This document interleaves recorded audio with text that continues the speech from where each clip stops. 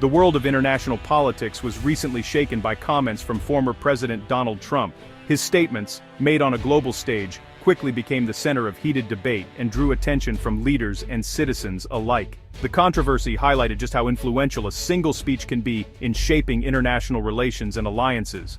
Speaking at the World Economic Forum in Davos, Trump claimed NATO allies didn't pull their weight in Afghanistan, suggesting they stayed off the front lines and left the toughest battles to American troops. He implied that while the US bore the brunt of the conflict, other nations contributed far less, both in terms of resources and risk. These remarks sparked outrage, especially among countries that fought alongside the US for 2 decades.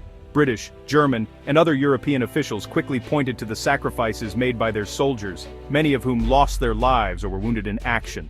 Protests and heated debates erupted, with critics accusing Trump of disrespecting the shared sacrifices of NATO partners. Trump doubled down on social media, questioning NATO's reliability and claiming we've now.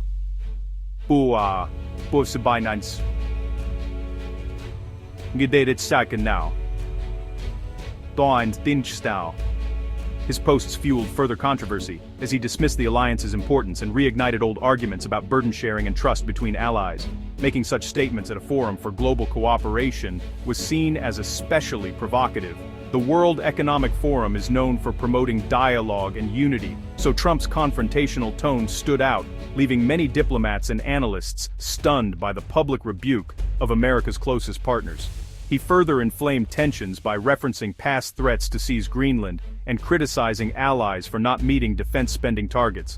These comments revived memories of previous disputes and cast doubt on the stability of long-standing alliances, making many question the future of transatlantic cooperation. Trump's push for a 5% GDP defense goal, which no country meets, added to the controversy. The demand was seen as unrealistic and out of step with current agreements, further straining relations and sparking debate over what fair contribution really means. His comments in Davos were the latest in a long history of challenging America's role in the world and the value of its alliances. As the dust settles, the world watches closely to see how these words will shape the future of NATO and America's place on the global stage. The UK's response was not only swift, but also remarkably unified across the political spectrum. Within hours of Trump's controversial remarks, government officials, opposition leaders, and members of the public voiced their outrage, making it clear that the nation stood together in defense of its armed forces and their legacy. Prime Minister Sir Keir Starmer called Trump's remarks insulting and appalling, demanding a formal apology to the families of British soldiers lost in Afghanistan.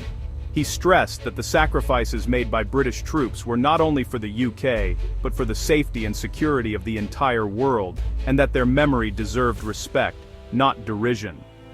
Opposition leader Kemi Badenoch called the claims a disgrace and urged all political parties to stand together in condemning any attempt to diminish the bravery of British service members. Defense Secretary John Healey reminded the public of the heroism and sacrifice of British troops, highlighting the courage shown in Afghanistan and the deep bonds forged with allies during times of crisis.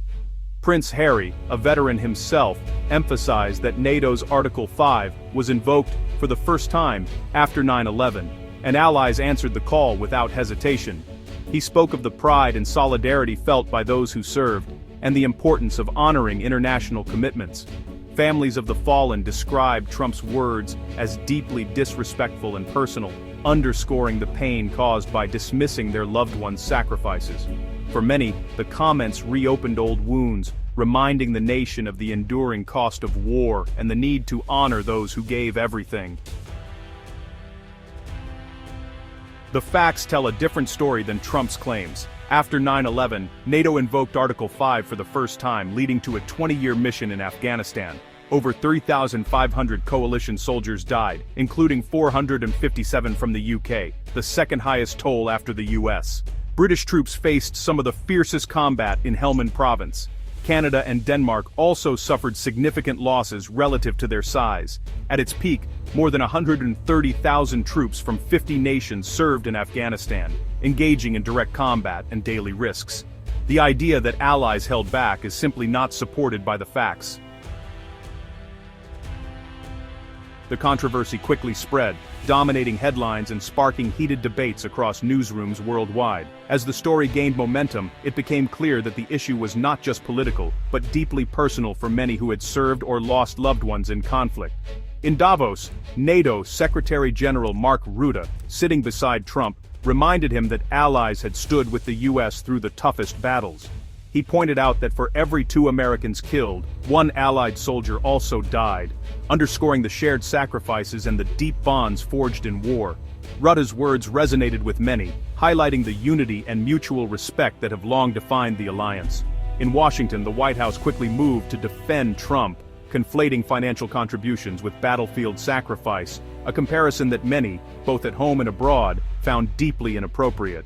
Critics argued that equating money with the lives lost on the front lines diminished the true cost of war and the value of Allied support. Yet respected U.S. military leaders, including H.R. McMaster and John Bolton, condemned Trump's remarks as both insulting and harmful to the alliance.